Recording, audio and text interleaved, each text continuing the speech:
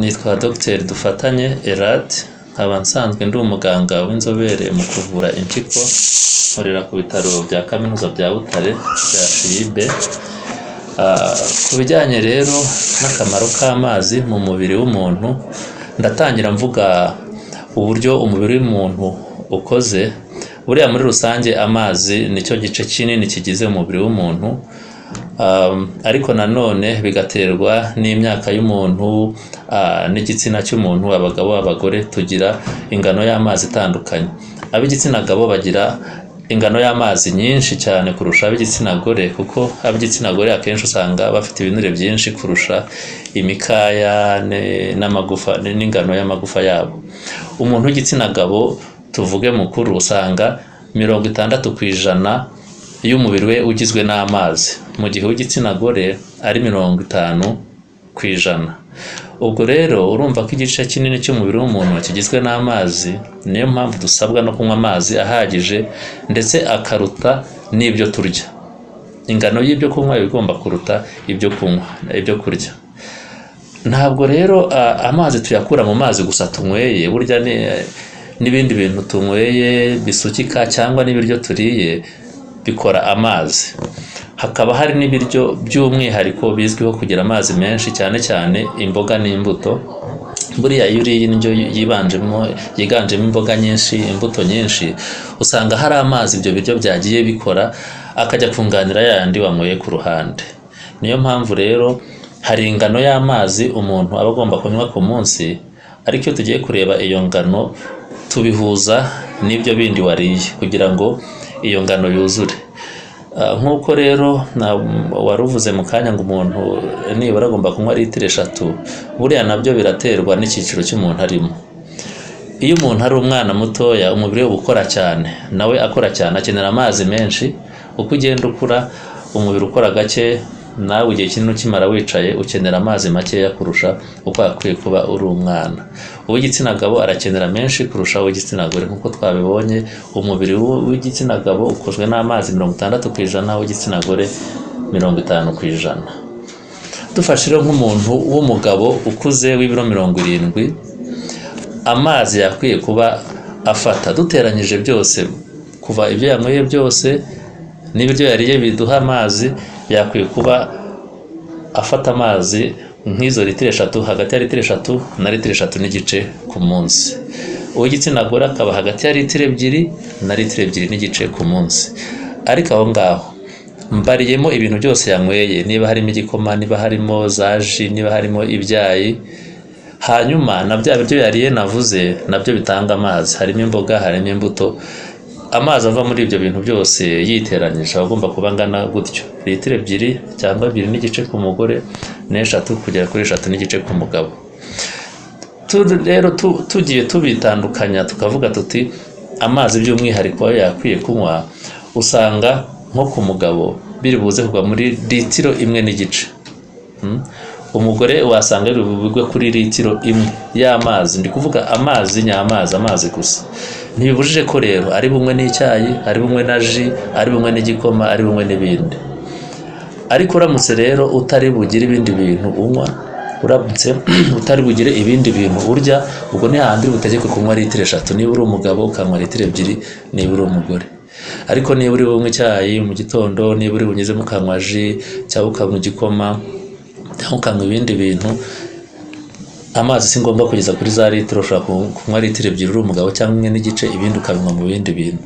Waba uri umugore ukanywa 1 litiro cyangwa 1 n'igice, ibindi andi mazi ukayakura muri ibyo bindi wanyoye cyangwa mu byo wariye. Ariko nanone ikinyobwa buriya cyiza cyane tusaba abantu kunywa ni amazi, kubera ko uvuze ngo ugiye kunywa 1 litiro n'igice cyangwa 2 litiro cyangwa 3 litiro za ji nazo hari izindi ngaruka ziri buguteze, zirimo amasukari, kandi amasukari menshi si meza ku mubiri.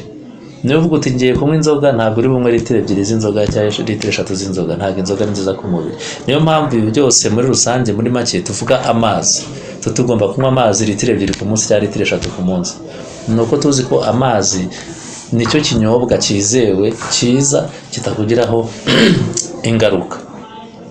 Hanyuma rero ubwo turavugaga ku muntu muzima usanzwe uri no mu gihe gisanzwe. hari igihe rero runaka ushobora gukenera amazi menshi arenze ayo ngayo. Tuvuge nk'umuntu ufite uburwayi akaba afite umuriro. Iyo ugize umuriro kubera ibira n'ibyuya buriya utakaza amazi menshi, icyo gihe usabwa kurenzaho kuri yandi wagomba kunywa ukarenzaho. Niba uri mu gukora imirimo ahantu hashyushye ukabira ibyuya, mbese ahantu hashyushye hari izuba ryinshi, cyangwa ugakora imyitozo ngororamubiri ukabira ibyuya, icyo gihe umubiri uratakaza cyane kurushaho. Icyo gihe ntabwo nywa za zindi ebyiri twavuze cyangwa eshatu, urarenzaho nanone bitewe n'ibyuya wabize. Ni ukuvuga ngo igihe cyose ugendera ku ngano y'amazi watakaje, hanyuma ukongeraho, ubwo urafata za zindi twavuze ku muntu usanzwe, noneho wongereho ibyo ubona watakaje. Tuvuge nk'urundi rugero, umuntu ashaka kurwara diyare, impiswi, agatakaza amazi menshi cyane. Icyo gihe ntabwo uri buvuge ngo uranywa litiro 2 gusa cyangwa 3. Niba ari kujya ku musarane inshuro 10 ku munsi, urongeraho, urahita uteranya ibyo byose yatakaje ubyongere kuri za litiro, nabyo abifate. Ubwo aho hari ku ngero z'ibituma ushobora kunywa amazi menshi yarenzeho. Hari n'izindi ngero rero zishobora gutuma noneho unywa makeya ho gatoya kuri aya ngaya twemerewe. Hari nk'uburwayi runaka, tuvuge umuntu urwaye umutima buriya niwo usunika amaraso ajya mu bice bitandukanye by'umubiri. Iyo rero umutima urwaye ukaba ufite intege nkeya zo gusunika amaraso, ntabwo tukwemerera kunywa izo litiro 3 ku munsi nk'umuntu muzima ufite umutima ushobora gusunika ayo mazi yose. Wowe ugenda ugabanya bitewe n'uburwayi ikigero buriho. Umuganga gukurikirana arakubwira ati uzanywa litiro wenda 2 cyangwa uzanywa litiro n'igice. Gusa ntabwo akubuza amazi burundu, akwemerera amazi runaka bitewe n'ikigero cy'uburwayi bwawe buriho. Ni ukuvuga rero niba urwaye, ufite uburwayi runaka, aba ari byiza ko wegera abaganga bakakugira inama, kuko hari igihe usanga wowe bazabwira ngo amazi makeya cyangwa amazi menshi. Urundi rugero rwa kabiri ni uburwayi bw'impyiko. Uburwayi bw'impyiko buriya bwo bubamo ibyiciro bitandukanye. Hari uburwayi bw'impyiko, uburwayi tukagusaba kunywa amazi menshi arenze ayo umuntu usanzwe yakwiye kunywa. Hari n'ubwo urwara none tukakubuza kuyanywa, impyiko zidashobora kuyasohora, twabwira tuti wowe uraza kunywa angana gutya, ntagomba kunywa amazi menshi nk'ay'umuntu muzima. Ubwo rero iyo urwaye biba byiza kujya kwa muganga, hanyuma abaganga bakakubwira ibintu ugomba kunywa bitewe n'uburwayi bwawe. Hanyuma rimwe na rimwe ushobora kunywa amazi ariko ukayanywa nabi. Buriya ntabwo wafata litiro 3 ngo uzinywere icyarimwe, none mu isaha imwe ngo uzinywe uzirangize, ntabwo byaba byiza. Buriya biba byiza izo litiro 3 ku munsi uzinyweye gake gakeya, kubera ko mu mubiri tugiramo imyunyungugu igomba gukora iri ku kigero runaka. Ufashe amazi menshi ukayanywera icyarimwe, iyo myunyungugu urayifungura ikaba yaba mikeya mu mubiri, hanyuma n'umubiri wawe ntubashe gukora neza. Niyo mpamvu buriya ntabwo wari ukwiye umuntu tuvuge w'umugabo w'ibiro 70 ntiyari akwiye kunywa amazi arenze litiro 1 mu isaha. Urengeje litiro 1 mu isaha waba warengeje igipimo. Icyo gihe wafungura ya myunyungugu iba mu mubiri wacu, hanyuma ugasanga umubiri ntukoze neza. Muri make rero ndumva ari ibyo ngibyo navuga ku kamaro k'amazi n'uburyo tugomba kuyanywa. Hanyuma rero ingaruka zabaho utanyoye amazi uko bikwiriye. Hari ingaruka z'igihe gitoya kigufi cya nonaha n'ingaruka z'igihe kirekire umuntu yazagira kera. Utanyoye amazi nonaha, nkuko twabivuze ko umubiri w'umuntu igice kinini ukozwe n'amazi, buri ibikorwa byose bibera mu mubiri bikorerwa mu mazi. Umubiri urebye uri mu mazi niko nabyita. Ibikorwa byose bibera mu mubiri bibera mu mazi. Uramutse udafite amazi mu mubiri, ibikorwa by'umubiri ibyinshi birahagarara cyangwa bigakora nabi. Ntanze nk'urugero, niba uriye n'ibiryo, kugira ngo igogorwa rikorwe neza nuko haba hari amazi. Uzumve uramutse udafite nk'amacandwe mu kanwa humye, hari nk'ibiryo runaka bidafite amazi udashobora kurya ngo ubimire kubera ko mu kanwa kawe humye. Niyo bigeze mu gifu nuko, mu gifu kugira ngo igogorwa rikorwe, igifu hari amazi gisohora kivubura kugira ngo iryo gogorwa rikorwe neza. Niba bigeze mu mara, amara hari amazi avubura kugira ngo igogorwa rikorwe neza. Urumva rero udafite ayo mazi ntabwo iryo gogorwa ryakora. Sinaho gusa, bya biryo kugira ngo byinjire mu mubiri bigende bikore nabwo bikenera amazi. Niyo bigeze mu maraso, amaraso nayo ubwayo igice kinini ni amazi. Igihe rero udafite amazi rwose ibice by'umubiri hafi ya byose ntabwo byakora. Na twa tunyangingo duto cyane tw'umubiri burya igice kinini dukozwe n'amazi. Igihe rero amazi yabaye makeya ibyo byose bikora nabi cyangwa bikanahagarara. Hanyuma rero tugiye ku ngaruka z'igihe kirekire, iyo umuntu atanywa amazi ahagije mu gihe runaka, uburwayi cyane cyane dukunze kuvuga ni uburwayi bw'impyiko. Akenshi iyo utanywa amazi ahagije mu gihe kirekire usanga impyiko zawe zarangiritse, bikazaba ngombwa ko uhabwa ubundi buvuzi butandukanye kubera ko iyo maze igihe kinini zikangirika zikamara igihe zarangiritse, nubwo wavuga uti ngiye kuyanywa nonaha ntabwo waba ukizikijije, bisaba tugukorera ibindi. Muri ubwo buvuzi rero ushaka guhabwa imiti runaka, ariko hari n'igihe zigera ku kigero cya nyuma ku buryo ujya ku mashini ziyungurura amaraso twita diyalize. Icyo gihe rero urumva impyiko zawe ziba zarangiritse zitagishoboye gukora akamaro umurimo wazo. Izo mashini zitwa diyalize rero zigerageza gukora akamaro nk'ako impyiko zari zikwiye kuba zikora, ziyungurura mu mubiri imyanda ibamo ndetse zigakuramo n'amazi udakeneye kuko izo mpyiko zawe ziba zitakibashije kubikora. Hanyuma rero andi mahirwe dufite mu gihugu cyacu ni uko dusigaye dukora ubuvuzi bita gusimbuza impyiko. Ni ukuvuga ngo si iyo diyalize gusa, umuntu ubonye umuntu umuha impyiko araza n'ubundi agahabwa impyiko, agasimburizwa impyiko, agahabwa impyiko nzima, hanyuma uwayitanze nawe agasigarana impyiko imwe ikora. Iyo nta bundi burwayi bukomeye afite, impyiko imwe irakora nk'uko bisanzwe, n'uwayihaye nawe iyo ngiyo imwe igakora. Ariko hari igihe umuntu igihe atarabona umuha impyiko cyangwa afite ibimubuza guhabwa impyiko, ubwo ajya kuri za mashini ziyungurura amaraso zitwa diyalize, akaba aribyo bimubeshaho. Ni ibyo ngibyo rero muri make numva navuga ku bijyanye n'impyiko. Murakoze.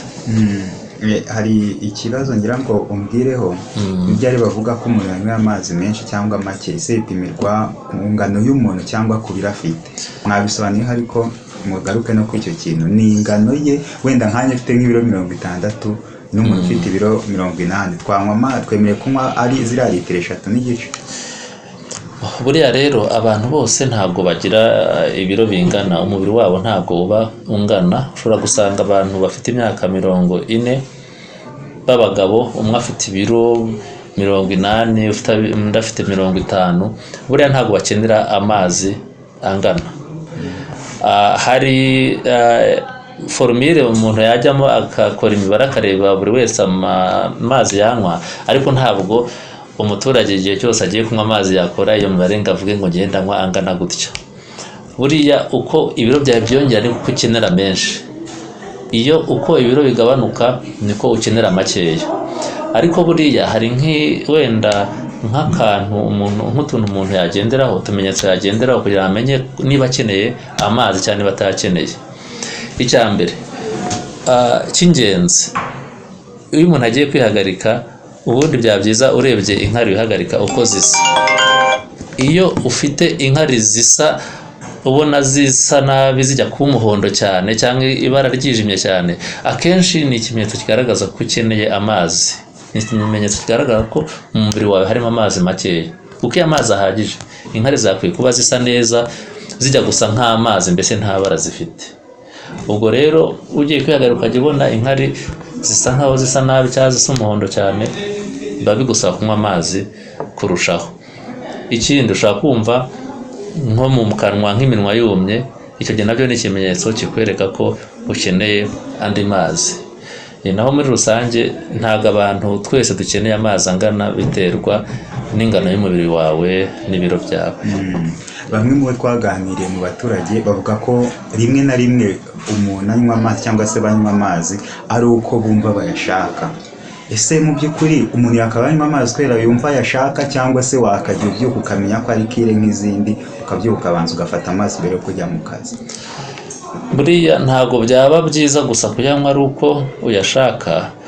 Buriya kunywa amazi mu gitondo na mbere y'uko ugira ikindi kintu ukora ni byiza kurushaho, kubera ko buriya iyo uryamye n'ubundi urahumeka. Buriya uko duhumeka n'ubundi hari amazi dutakaza mu mwuka. Hari n'igihe umuntu abira ibyo yaryamye, icyo gihe muri ibyo byuya hari amazi watakaje. Ushobora kubyuka mu gitondo ntube wumva unayashaka, kenshi nta nubwo umubiri ubigusaba, ntabwo ukwereka ko yashaka, ariko biba byiza iyo yanyweye mbere y'uko ugira ikindi kintu ujyamo, ukabanza ukanywa amazi. Ntabwo unywa menshi icyarimwe, wafata akarahuri cyangwa agakombe gato k'amazi ukabanza ukayanywa, hanyuma uko umunsi ugenda wicuma ukagenda ukomeza kunywa amazi, unywa n'ibindi bitakwangiza, ariko nibura bikuzanira amazi mu mubiri. Hanyuma rero n'igihe wumva ufite inyota, cyane noneho ni ikimenyetso simusiga kigaragaza ko umubiri wawe ukeneye amazi, kubera ko ukuntu umubiri ukoze uba ukozwe mu buryo bwo kwirwanaho. Igihe hari ikintu ukeneye, hari ibimenyetso ugaragaza kugira ngo ubashe kugikemura. Kimwe muri ibyo ni uko kugira inyota. Iyo umuntu akeneye amazi, umubiri ukeneye amazi cyane, wumva ufite inyota, ariko si ngombwa gutegereza icyo gihe. Uba ugomba kwirinda kugira ya nyota, kuko iyo utegereje kugira ya nyota hari igihe usanga hari n'ibindi byangiritse kandi utari bubashe kugarura, cyangwa ugasanga uranayanyweye ariko ntuyanyweye ku kigero wakwiye kuyanywaho. Ni byiza rero kuyanywa n'igihe wumva udafite inyota, kugira ngo nibura ugeze kuri cya kigero twahoze tuvuga haruguru. Mwavuze ko ibyo tunywa byose bibyara amazi. Hari abakunda kwinywera inzoga, mu bo twaganiriye bakunda icupa, akambwira ati ngiye ntabwo nanywa amazi mu buzima bwanjye. Uwo muntu we bimeze bite? Se kuba yanywa inzoga n'ubundi nk'uko mwatubwiye ko ibintu byose tunywa bishaka kubyara amazi, nta kibazo bishaka kumuteza? Birumvikana ni ikibazo. Navuze ko twebwe dusaba abantu kunywa amazi by'umwihariko, kubera ko ibindi binyobwa kenshi usanga bifite izindi ngaruka.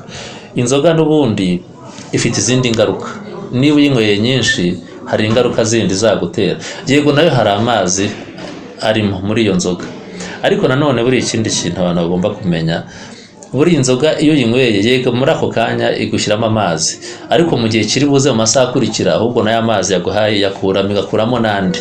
Niyo mpamvu uzasanga umuntu iyo yanyweye inzoga yihagarika kenshi kurusha uwanyweye amazi cyangwa uwanyweye ikindi kinyobwa, kubera ko inzoga ukuntu ikoze ituma wihagarika cyane.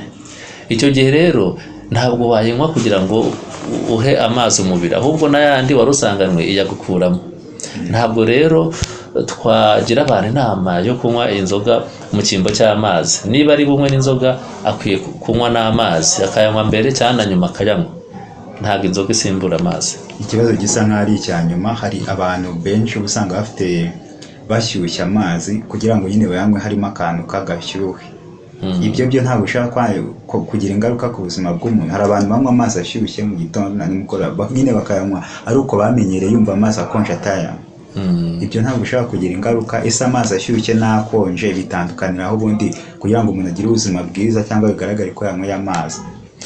Abantu bakunda kunywa amazi ashyushye rero, cyane cyane ngo mu gitondo, nta tandukaniro ririmo, yaba ashyushye cyangwa yaba akonje, hapfa kuba ari amazi.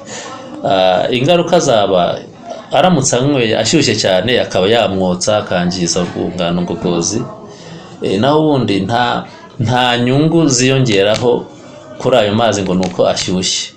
Nta n'icyo yagutwara ngo nuko ashyushye, kereza ashyushye cyane akakotsa. Icy'ingenzi ni uko unywa amazi, nta tandukaniro. Tugana ku musozo, mugire ubutumwa muha abantu, abaturage, cyane cyane ku bijyanye no kunywa amazi meza kandi ahagije muri iki gihe cy'impeshyi.